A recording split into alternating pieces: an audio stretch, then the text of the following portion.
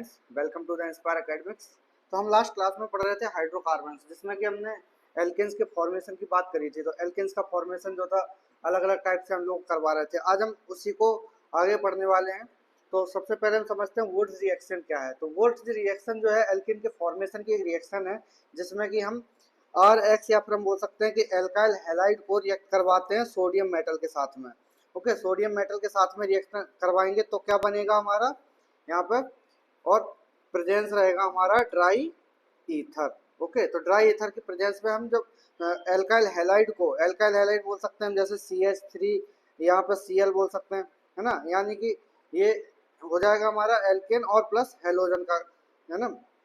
तो ये हमारा क्या बन जाएगा, एल्काइल हैलाइड, जिसे हम कॉमन नेम बुला रहे हैं। ओके, तो इस टाइप से हम बोल सकते हैं जब ये रिएक्ट करेगा सोडियम मेटल के साथ में, तब हमारा फॉर्मेशन होगा किसका, ये आर बॉन्ड आर, यानी कि ये ग्रुप है हमारा एल्काइल ग्रुप। ओके, और अगर हम बात करें इसकी एक्स की, तो यहाँ पे हेलोजन ये रिप्रेजेंट कर रहा होता है। ओके, तो X is halogen and R R plus क्या बनेगा, NaX। ओके, तो हमें पता है कि आयनिक बॉन्ड जो होता है वो ज़्यादा स्ट्रांग होता है, या फिर हम बोल सकते हैं कि जो प्रोबेबिलिटी है आयनिक बॉन्ड बनने की, तो वो इसलिए क्या होता है कि यहाँ पे जो X है यहाँ से दोनों जगह से एलिमिनेट हो जाता है और सोडियम ये X को लेके निकल जाता है, यानी कि हेलोजन्स को लेके निकल जाएगा और आयनिक कंपाउंड बना लेगा। ये क्या है हमारा ionic compound. Okay, ionic compound है, और यहाँ पे अगर हम बात करें तो ये हमारा फॉर्मेशन हो गया एल्केन का। तो इस टाइप से हमारी जो रिएक्शन है वुड्स रिएक्शन वो वर्क करती है। ओके, और अगर हम सॉल्वेंट की बात करें, किसमें, सॉल्वेंट, तो ड्राई ईथर, जो हमारा ड्राई ईथर है उसको हम क्यों ले रहे हैं, देखो, क्योंकि no water because it reacts with sodium, क्योंकि ये रिएक्ट करता है सोडियम के साथ में, अगर इसमें वाटर हो जाएगा। ओके, तो इसलिए हम क्या कर रहे हैं, इसमें ड्राई ईथर ले रहे हैं। ओके, अगर हम इसकी मैकेनिज्म की बात करें तो मैकेनिज्म कैसे बना सकते हैं हम इसकी मैकेनिज्म, है ना। मैकेनिज्म को देखते हैं, तो सोडियम जो होता है ना, टू, जो सोडियम है हमारे पास वो क्या बनेगा, Na plus N, two electrons यहाँ से निकलेंगे, है ना। दो सोडियम हमने जो एटम्स लिए हुए हैं वो इलेक्ट्रॉन्स को, क्योंकि मेटल्स की टेंडेंसी रहती है कि हमेशा इलेक्ट्रॉन्स को प्रोवाइड करता है, तो यहाँ पे इलेक्ट्रॉन्स निकलेंगे। फिर उसके बाद क्या बनेगा, यहाँ पे Na पॉजिटिव बन जाएगा। ओके, नेक्स्ट स्टेप में क्या होगा, Rx प्लस, यहाँ पे इलेक्ट्रॉन ऐड होगा। जब इलेक्ट्रॉन ऐड होगा तो क्या बनेगा, यहाँ पे देखो, ये नेगेटिवली चार्ज स्पीशीज यहाँ पे बन जाएगा, और इसके पास जो था वो रेडिकल फॉर्म में आ जाएगा। ओके, अब ऐसे ही दो रेडिकल्स फॉर्म होंगे, है ना। दो रेडिकल्स फॉर्म होंगे तो क्या बन जाएगा हमारा, प्लस आर। ओके, तो ये हमारा आर और आर यहाँ पे बन जाता है एल्केन। ओके, अब हमें नोट करने की बात क्या समझ सकते हैं क्या होगी इसमें, देखो CH4 does not form why Wurtz method. अब CH4 क्यों नहीं बनता है, देखो CH4 does not form, okay, from this method. This method means Wurtz reaction से, this reaction, okay। तो क्यों नहीं बनता, देखो अब इसमें हमें देखने को मिल रहा है कि यहाँ पर CH जो कार्बन है वो कार्बन क्या कर रहा है कि कार्बन रेडिकल बना रहा है, तो रेडिकल बन रहा है तब फिर वो अपने जैसे रेडिकल के साथ में रिएक्ट कर रहा है, और उसी की वजह से हमारा क्या बन रहा है यहाँ पर, ये बोल सकते हैं कि जो CH3 या फिर कोई अदर एल्केन बन रहा है, यानी कि इसमें मिनिमम दो तो एलिमेंट होने ही चाहिए तभी ये बनेगा। ओके, नेक्स्ट अगर हम देखें इसकी लिमिटेशंस क्या क्या हो सकती हैं, तो लिमिटेशन देखो, tertiary alkane does not form, यानी कि टर्सरी एल्केन इनसे नहीं बनेगा। Second, unsymmetrical alkane does not form, it produces mixture of products, यानी कि ये अनसिमेट्रिकल एल्केन का भी फॉर्मेशन नहीं करेगा, और ये क्या करता है, मिक्सचर का प्रोडक्शन करता है, यानी कि जब भी ऐसे फॉर्म होगा तब मिक्सचर बनेगा, है ना। इस प्रोडक्ट से फोर्स रिएक्शन जब भी होगी तो मिक्सचर का फॉर्मेशन होगा। नेक्स्ट अगर हम देखें तो symmetrical form, even number of carbon atoms यहाँ पर फॉर्म होते हैं हमेशा, है ना। तो यहाँ पे क्या बोल सकते हैं, अनसिमेट्रिकल एल्केन नहीं बनेंगे, यानी कि सिमेट्रिकल एल्केन ही हमारे हमेशा बनते हैं। अब नेक्स्ट मेथड है हमारे पास कोरी हाउस मेथड, है ना। तो कोरी हाउस मेथड को हम कैसे समझ सकते हैं कि Rx plus Li plus CuI। अब ये क्या कर रहे हैं, तीनों Rx plus Li plus CuI ये तीनों मिलके क्या बना रहे हैं, R2Culi, यानी कि ये हो गया हमारा गिलमेंस रिएजेंट। देखो इन तीनों को हमने रिएक्ट करवाया तो क्या बन गया हमारा, गिलमेंस रिएजेंट बन गया। जब गिलमेंस रिएजेंट बना हमारा तब क्या हुआ, गिलमेंस रिएजेंट यहाँ पे फर्दर रिएक्ट कराएगा इसको CH3X के साथ में रिएक्ट करवा रहा है in the presence of S, या फिर हम बोल सकते हैं SN2 रिएक्शन यहाँ पे देखने को मिलेगी। ओके, और ये CH3 plus LiX plus CuX2 ये बन गया हमारा एल्केन। तो इस टाइप से ये सारे टाइप्स हो गए जिससे कि हेल्प से हम लोग क्या कर सकते हैं, एल्केन का फॉर्मेशन कर सकते हैं, है ना। तो वुड्स रिएक्शन हो गई, कोरे हाउस मेथड हो गया, या फिर मैंने पहले भी बताया था हाइड्रोजनेशन जो मेथड था, है ना, जिसमें कि हमने निकल प्लेटिनम या पैलेडियम के प्रेजेंस में हाइड्रोजनेशन करवाया था एल्कीन का, तो वहां से भी हम रिएक्शन को करवा सकते हैं। ओके, तो ये सारे मेथड्स है हमारे पास जिनके थ्रू हम एल्केन का फॉर्मेशन करवा सकते हैं। अब जब एल्केन बन जाएगा तो हमारे पास कुछ ना कुछ इसकी प्रॉपर्टीज भी होती हैं, है ना, फिजिकल प्रॉपर्टीज ऑफ एल्केन। तो फिजिकल प्रॉपर्टीज क्या होने वाली है एल्केन की, सबसे पहले इसको समझते हैं कि बॉइलिंग पॉइंट। देखो बॉइलिंग पॉइंट क्या होगा, देखो boiling point is directly proportional to molecular weight. जितना ज्यादा मॉलिक्यूलर वेट होगा किसी भी एल्केन का, लेकिन ये क्या होना चाहिए, एक चेन में होना चाहिए। किसमें, ये चेन। ओके, चेन में होगा तभी क्या होंगे इसके बॉइलिंग पॉइंट जो होगा मॉलिक्यूलर वेट के डायरेक्टली प्रोपोर्शनल होगा। अदरवाइज अगर हम देखें तो बॉइलिंग पॉइंट क्या हो जाएगा यहाँ पे, boiling point will be indirectly proportional to the branch elements. Okay, तो जब भी ब्रांच एलिमेंट्स आएंगे तब हमें क्या देखने को मिलेगा, बॉइलिंग पॉइंट ये डिक्रीज होता जाएगा। अगर ब्रांचिंग जितनी ज्यादा इंक्रीज होगी यानी कि बॉइलिंग पॉइंट उतना ही कम हो जाएगा, यानी कि इनडायरेक्टली प्रोपोर्शनल है ना। और अगर मॉलिक्यूलर वेट की बात करें तो यहाँ पे कांस्टेंट होने पर जो क्या हो जाएगा, अगर मॉलिक्यूलर वेट कांस्टेंट है तो और ब्रांचिंग हम इंक्रीज कर रहे हैं तब क्या देखने को मिलेगा हमें, इसमें बॉइलिंग पॉइंट डिक्रीज होता जाएगा। ओके, यानी कि इनडायरेक्टली प्रोपोर्शनल होगा। ओके, नेक्स्ट अगर हम देखें तो मेल्टिंग पॉइंट देखते हैं। मेल्टिंग पॉइंट, ओके, यहाँ पर हम बोल सकते हैं MP। मेल्टिंग पॉइंट क्या होगा, will be directly proportional to the branch. Okay, जितनी ज्यादा ब्रांचिंग होगी उतना ही ज्यादा मेल्टिंग पॉइंट इसमें हमें देखने को मिल सकता है, यानी कि मॉलिक्यूलर वेट इसमें भी सेम होना चाहिए। ओके, अब रीजन क्या है इसका, देखो अभी हमने देखा कि बॉइलिंग पॉइंट तो डिक्रीज हो रहा है लेकिन मेल्टिंग पॉइंट इंक्रीज हो रहा है, ऐसा क्यों। देखो अब देखते हैं इसका पीछे का रीजन क्या है। तो पैकिंग एफिशिएंसी इंक्रीजेज। ओके, तो इंक्रीज क्या हो जाता है, पैकिंग एफिशिएंसी इंक्रीज होने की वजह से क्या देखने को मिलता है हमें, इसमें मेल्टिंग पॉइंट इंक्रीज होता है बाय द, बोल सकते हैं किससे, ब्रांचिंग से। ओके, तो ब्रांचिंग जितनी ज्यादा होगी तो मेल्टिंग पॉइंट उतना इंक्रीज होता जाएगा, यानी कि मॉलिक्यूलर वेट हम अगर सेम रखें और ब्रांचिंग इंक्रीज करें तो मेल्टिंग पॉइंट तो बढ़ेगा लेकिन बॉइलिंग पॉइंट कम होता जाएगा। ओके, अब अगर हम नेक्स्ट देखें इसमें तो बॉइलिंग जो मेल्टिंग पॉइंट है वो कैसे कर सकते हैं, तो इसमें देखो CN का ज्यादा होगा CN+1 से। Okay, CN is greater than CN-1, CN यहाँ पर CN+3, ये नंबर ऑफ N क्या है, number of even number of carbon atom. Okay, तो N क्या है, even number of carbon atom हम यहाँ पे ले सकते हैं इन एल्केन। तो ये हमारे पास ये याद रखना, तो जिससे कि क्या हो जाएगा, मेल्टिंग और बॉइलिंग पॉइंट दोनों ही आराम से समझ में आ जाएगा, है ना। तो आराम से याद भी रख सकते हो आप लोग अच्छे से ना। अब नेक्स्ट अगर हम बात करें केमिकल प्रॉपर्टीज की, तो केमिकल प्रॉपर्टीज देखते हैं डिफरेंट डिफरेंट प्रोडक्ट्स की या फिर डिफरेंट डिफरेंट एल्कीन्स की डिफरेंट टाइप से हम लोग जो केमिकल प्रॉपर्टीज हैं उनको समझ सकते हैं। तो सबसे पहले अगर हम देखें तो ये कैसा है केमिकली ना, alkane is a non polar. Okay, non polar क्यों, क्योंकि हमें पता है एल्किन का फॉर्मेशन किससे होता है, कार्बन और हाइड्रोजन से, है ना, कार्बन और हाइड्रोजन। अब इसमें क्या होता है कार्बन और हाइड्रोजन में, जैसे अगर मैं एग्जांपल लूँ ये C और C का, और यहाँ पे H H H, ये मैंने एग्जांपल ले लिया।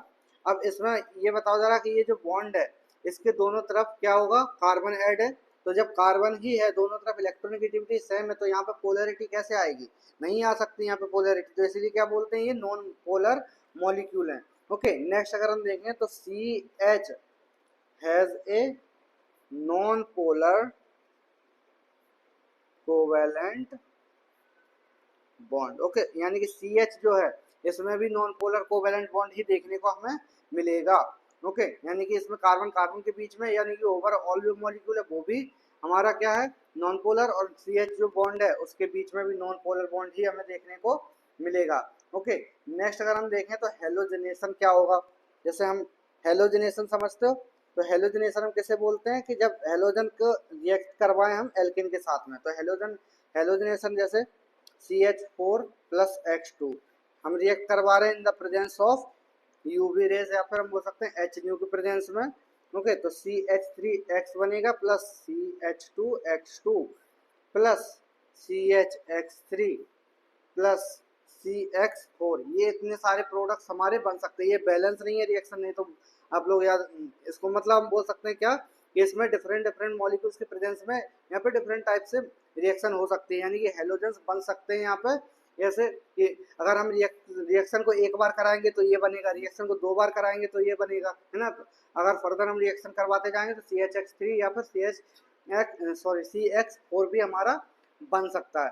ओके, तो ये हमारे पास क्या होगा केमिकल प्रॉपर्टीज में एक रिएक्शन हमने पढ़ ली कि पहली क्या हो गई हमारी हेलोजनेशन। ओके, अब अगर हम देखें नेक्स्ट, तो इसका जो रिएक्टिविटी होगी, रिएक्टिविटी क्या होगी नोट यहाँ पर, तो कौन सा हेलोजन जो होगा वो ज्यादा रिएक्ट करेगा, तो हम बोल सकते हैं F2 की ज्यादा रिएक्टिविटी होगी कंपैरेटिवली सबसे ज्यादा, यानी कि यहाँ पे फिर Cl2 फिर Br2 फिर सबसे कम I2, यहाँ पे इस ऑर्डर में ये रिएक्शन करेंगे। ओके, मोनो हेलोजनेशन की हम बात करें जब फर्स्ट रिएक्शन होगी तब क्या होगा रिएक्टिविटी हमारे F2 Cl2 Br2 और I2 यहाँ पे ये इस ऑर्डर में डिक्रीज होगी। ओके, नेक्स्ट अगर हम रिएक्शन करवाएं तो F2 प्लस CH4, तो यहाँ पे क्या बनेगा हमारा कार्बन ब्लैक प्लस HF, यानी कि जो H के साथ में रिएक्ट करके ये निकल जाएगा और कार्बन अकेला कार्बन ब्लैक बचेगा। क्यों हो रहा है ऐसा, क्योंकि delta H is negatively. Okay, यानी कि हाईली क्या होगा यहाँ पर रिएक्शन होगी हाईली एक्सोथर्मिक, तो हाईली एक्सोथर्मिक रिएक्शन है यहाँ पर, तो इसलिए क्या हो रहा है यहाँ पर हमारे पास कार्बन ब्लैक बनेगा और HF क्योंकि ये स्ट्रॉन्गर बॉन्ड बनाता है H क्लोरीन के साथ में, तो इसीलिए क्या बन रहा है हमारा यहाँ पर कार्बन ब्लैक बन रहा है। यानी कि कोई भी हमारा जो हेलोजनेशन है, यानी कि वैसे बनना क्या चाहिए था CF3 या फिर CH3F ऐसा कुछ बनना चाहिए था, है ना, लेकिन बन क्या रहा है हमारा ये HF बन रहा है और कार्बन ब्लैक अकेला हमारा बचा हुआ है। तो इसलिए हम क्या बोल सकते हैं यहाँ पे ये बहुत ज्यादा रिएक्टिव है, हाईली एक्सोथर्मिक रिएक्शन है, और इसकी जो बॉन्डिंग है यानी कि HF की जो बॉन्डिंग है CF के कंपैरिजन में ज्यादा होती है। तो इसलिए हमें क्या देखने को मिल रहा है यहाँ पे इस जो HF है वो फॉर्मेशन हो रहा है और कार्बन ब्लैक का भी फॉर्मेशन हमारा हो रहा है।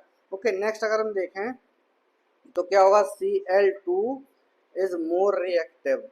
Okay, Cl2 is more reactive than Br2, क्यों है, but Br2 is more selective than Cl2। Okay, यानी कि हम बोल सकते हैं सिलेक्टिव रिएक्शन जब भी होगी तो Br2 ज्यादा सिलेक्टिव रिएक्शन देगा कंपैरेटिवली किसके Cl2 के। ओके, अब अगर हम नेक्स्ट देखें इसमें तो आइसोमेरिज्म देखते हैं, तो आइसोमेरिज्म कैसे होगा, यानी कि ब्रांच हम लोग बना सकते हैं branch increase. Okay, branch increase कर सकते हैं हम यहाँ पे। तो अब ऐसे हम कैसे बना सकते हैं, जैसे कोई हमारे पास दिया हुआ है पेंटेन, है ना, ये क्या हमारा पेंटेन है। ओके, पेंटेन को हम क्या करवा रहे हैं यहाँ पे रिएक्शन करवा रहे हैं AlCl3 या HCl के प्रेजेंस में at the temperature of 600 kelvin and 15 atm। Okay, तो जब हम ये रिएक्शन करवा रहे हैं तो क्या होगा, ऐसे हम यहाँ पे ब्रांचिंग करवा सकते हैं। यहाँ पे क्या बन गया हमारा आइसो पेंटेन, या फिर दूसरा नाम हम बोल सकते हैं 1 मिथाइल ब्यूटेन। ओके, तो ये हमारा क्या बन गया, ये पेंटेन से आइसोपेंटेन हम यहाँ पे बना सकते हैं, यानी कि आइसोमेरिज्म भी इसमें रिएक्शंस में देखने को मिलता है। ओके, नेक्स्ट अगर हम देखें एरोमेटाइजेशन, यानी कि एरोमेटाइजेशन मतलब हम क्या बोल सकते हैं कि एरोमेटिक कंपाउंड बनाना। Okay, aromatization. Okay, aromatic compound हम बना सकते हैं। कैसे बनाएंगे एरोमेटिक कंपाउंड, सोचो। जैसे हमारे पास कोई एक दिया हुआ है, ये 1 2 3 4 5 6, यहाँ पे 6 कार्बन का एटम है। अब अगर हम देखें तो यहाँ पे Al2O3 के साथ में रिएक्ट करवाएंगे और Cr2O3 के साथ में रिएक्शन करवाएं, तब क्या बनेगा हमारा, हाई टेम्परेचर पर एंड प्रेशर पर, हाई टेम्परेचर एंड प्रेशर। तो ये रिएक्शन होगी और यहाँ से क्या होगा, एक हाइड्रोजन यहाँ से निकलेगा, यहाँ पे हाइड्रोजन निकला, यहाँ पे हाइड्रोजन निकला, है ना। तो जब हाइड्रोजन हाइड्रोजन निकलेगा तो क्या बनेगा, या फ्री रेडिकल्स, और फ्री रेडिकल बनने के बाद ये हमारा साइक्लोहेक्सेन बन गया। क्या बन गया, ये साइक्लोहेक्सेन। ओके, तो जब साइक्लोहेक्सेन बन गया, अब यहाँ पर फर्दर और रिएक्शन होगी और हाइड्रोजन और भी हम एलिमिनेट करेंगे, यानी कि ये 6 जगह से, सभी जगह से हाइड्रोजन को हम एलिमिनेट करवाएंगे, तब हमारा क्या बन जाएगा, ये एरोमेटिक कंपाउंड, या फिर हम बोलते हैं बेंजीन। यानी कि जब हमें बेंजीन का फॉर्मेशन करवाना होगा किसी भी एल्केन से, तो हमें क्या करवाना पड़ेगा, एरोमेटाइजेशन रिएक्शन। और वो कब होगी, जब Al2O3 या फिर Cr2O3 के साथ में हम रिएक्ट करवाएंगे, या फिर हम in the presence of Al2O3 या Cr2O3 के प्रेजेंस में हम करवाएंगे, तो फिर हाई टेम्परेचर और प्रेशर देंगे और साइक्लोहेक्सेन बनेगा। साइक्लोहेक्सेन से हमारा बेंजीन का फॉर्मेशन हो सकता है। ओके, और अगर हम नेक्स्ट देखें कि एरोमेटाइजेशन और कैसे करवा सकते हैं, तो एक और चेन बनाते हैं हम, 1 2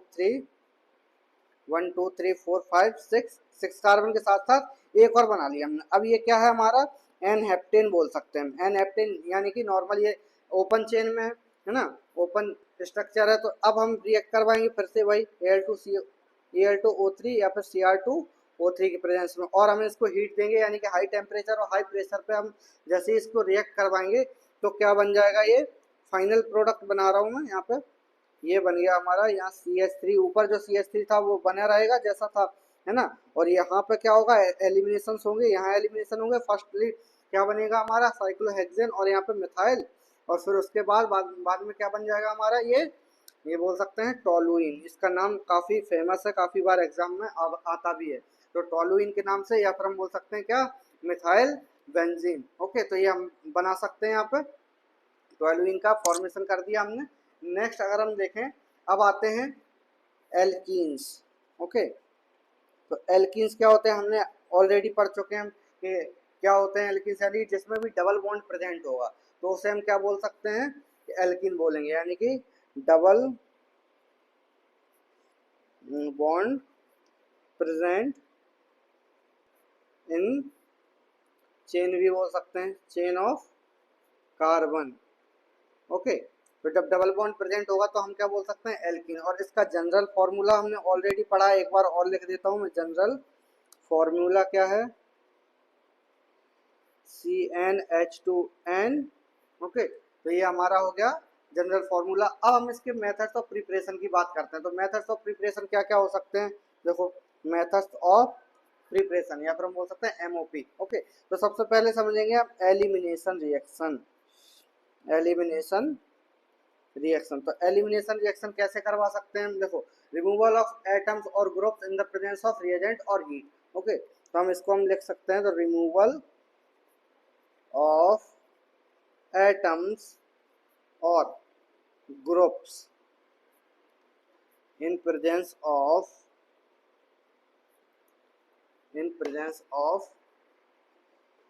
रिएजेंट और हीट। तो इसमें हम करवा सकते हैं रिमूवल ऑफ एटम्स या फिर ग्रुप का। तो रिमूव करवाएंगे तो क्या होगा, एलिमिनेशन होगा। एलिमिनेशन होगा तो क्या कर सकते हैं हम, इससे एल्कीन का फॉर्मेशन करवा सकते हैं। ओके, अब देखते हैं हम कैसे करवा सकते हैं। CH2 एंड OH, यहाँ पे हम करवाएंगे H positive and minus H2O जो कर दिया हमने। जब माइनस H2O करेंगे तो क्या फॉर्मेशन होगा, RCH डबल बॉन्ड CH2। देखो, यहाँ से हमने क्या देखा कि एक H निकल गया, ओके, और OH यहाँ से हमारा रिमूव किया हमने, तो क्या बन गया हमारा, RCH डबल बॉन्ड CH2। ये हमारा फॉर्मेशन हो गया। तो इस मेथड से हम क्या कर सकते हैं, एल्कीन का फॉर्मेशन हम करवा सकते हैं, ओके, एलिमिनेशन रिएक्शन के थ्रू। नेक्स्ट अगर हम देखें इसी रिएक्शन में, तो इसकी मैकेनिज्म समझते हैं क्या होगी। देखो, मैकेनिज्म क्या है हमारे पास, तो CH2 सॉरी CH एंड यहाँ पे एक H था, इसके बाद यहाँ पे एक OH हो सकता है या फिर Br भी हो सकता है ना, या फिर हम इसमें रिएक्शन में मैकेनिज्म में दूसरा Br ले लेते हैं। ओके, अब हम एल्कोहलिक KOH के साथ में रिएक्शन करवाएंगे। देखो इसमें हमने क्या किया था, डायरेक्टली H पॉजिटिव दिया और H2O हमारा निकल गया। ओके, और अब इस रिएक्शन में हम क्या करवा रहे हैं, एल्कोहलिक KOH के साथ में रिएक्शन करवा रहे हैं, तब हमारा क्या बनेगा, ये Br होगा, वो इधर निकलेगा है ना, ब्रेक होगा, यहाँ पे अल्फा कार्बन है, ये हमारा बीटा कार्बन है, और ये क्या होगा, ये यहाँ पे शिफ्ट होगा है ना। तो जब ऐसे बनेगा, फॉर्मेशन होगा, तो यहाँ पे क्या हो गया हमारा बीटा हाइड्रोजन और ये OH माइनस यहाँ पर रिएक्ट करेगा।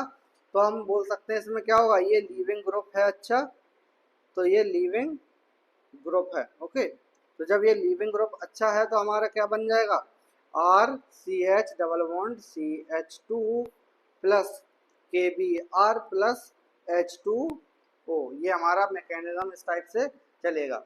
ओके, नेक्स्ट अगर हम देखें तो KOH का क्या हो रहा है, KOH का K plus and OH negative में ये फॉर्मेशन हो रहा है, यानी कि जो एल्कोहलिक KOH हमने डाला है उसमें से एक पार्ट नेगेटिवली चार्ज है और एक दूसरा पार्ट पॉजिटिवली चार्ज है। तो जो नेगेटिवली चार्ज स्पीशीज है वो यहाँ पे आएगा OH, और ये इसके पास अटैच होगा ना, और Br क्या होगा, यहाँ पे जाएगा और ये निकलेगा, यानी कि ये क्या शो कर रहा है, माइनस आई इफेक्ट शो कर रहा है, यहाँ से निकलेगा और यहाँ पे हमारा KBr का फॉर्मेशन कर लेगा।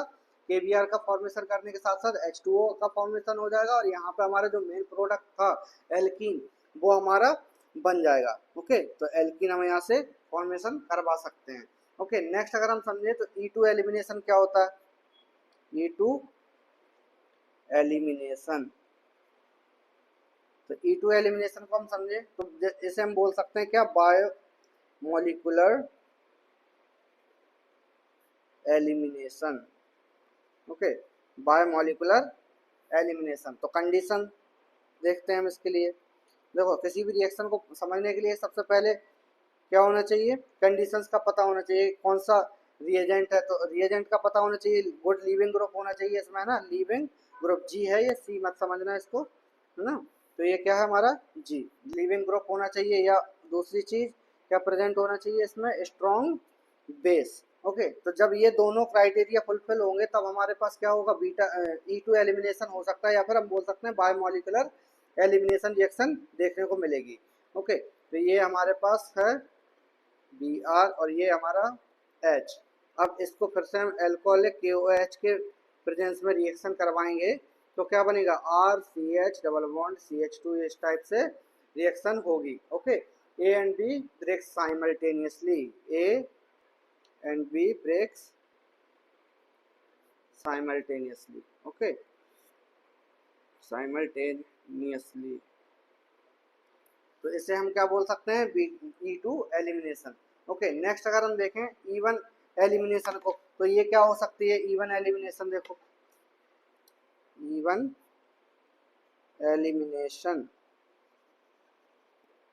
ओके, तो ये क्या हो सकती है E1 एलिमिनेशन। देखो इसके लिए भी हमें कंडीशन क्या रखना है, इसमें good leaving group but poor base. इसमें क्या होगा, गुड लीविंग ग्रुप तो होगा, गुड लीविंग ग्रुप, लेकिन इसमें क्या होगा, पुअर बेस होगा। उसमें क्या था, स्ट्रॉन्ग बेस था, या फिर हम बोल सकते हैं इसमें वीक बेस होगा। ओके, तो जब ये रिएक्शन हम करवाएंगे तो क्या बनेगा हमारे पास, तो ये होगा RCH CH2Br। ओके, ये हमारा H था, और ये फिर से हम एल्कोहलिक KOH के प्रेजेंस में हम कराएंगे रिएक्शन, और RCH डबल बॉन्ड CH2, और इसके साथ साथ हमारा क्या फॉर्मेशन हो जाएगा, या फिर हम बोल सकते हैं इसके साथ में जो बाय प्रोडक्ट निकलेंगे ही, बट ये कब बन रहा है, यहाँ पे B breaks first, okay, then A break and form double bond. Okay, तो यहाँ पे क्या बनेगा, बी पार्ट जो है हमारा रिएक्शन का वो पहले ब्रेक होगा, उसके बाद ए पार्ट ब्रेक होगा और फॉर्मेशन होगा किसका, डबल बॉन्ड का। ओके, इसे हम बोल रहे हैं ए पार्ट और इसे हम बोल रहे हैं बी बॉन्ड। ओके, ए पार्ट या फिर ए बॉन्ड और इसको हम बोल रहे हैं बी बॉन्ड। तो ए बाद में ब्रेक होगा और इसमें बी पहले ब्रेक हो जाएगा। ओके, इसको हम क्या बोल रहे थे, बी और इसको ए। ओके, तो ए बी से समझ में आया कि ए और बी जो होंगे इसमें साइमल्टेनियसली टूट रहे हैं, है ना, ब्रेक डाउन हो रहा है इनमें बॉन्ड्स का, तो इसलिए क्या बोल रहे हैं इसको E2, यानी कि दो चीजें एक साथ में हो रही हैं तो E2 हो गया। अब इसमें क्या होगा, एक चीज एक टाइम पे होगी और दूसरी चीज दूसरे टाइम पे होगी, तभी इसलिए क्या बोल रहे हैं इसको E1 एलिमिनेशन। ओके, नेक्स्ट अगर हम देखें तो E1 CV एक और आता है reaction, E1 CV elimination. Okay, तो ये एलिमिनेशन रिएक्शंस भी हमारे आज कंप्लीट हो जाएंगे। E1 CV रिएक्शन ये हो जाएगा क्या, यूनी मॉलिक्यूलर कॉन्जुगेट